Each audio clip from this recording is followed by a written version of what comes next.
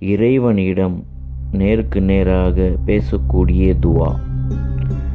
இரவு நேரத்தில் அனைவரும் உறங்கும் பின்பு தனியாக காபாவை நோக்கி நின்றபடி இந்த துவா இறைவனிடம் நாங்கள் கேட்க போகிறோம். முழு மனசோட இந்த துவாவை ஓதுங்கள்.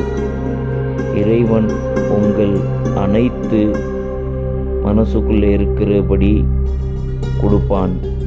இறைவன் கொடுப்பவன்.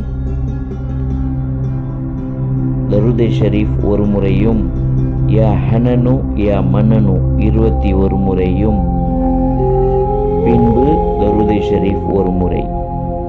இந்த துவாவை அனைவரையும் ஷேர் பண்ணுங்க, சப்ஸ்கிரைப் பண்ணுங்க. சகோதரர்களே, இறைவன் கொடுக்கவன்.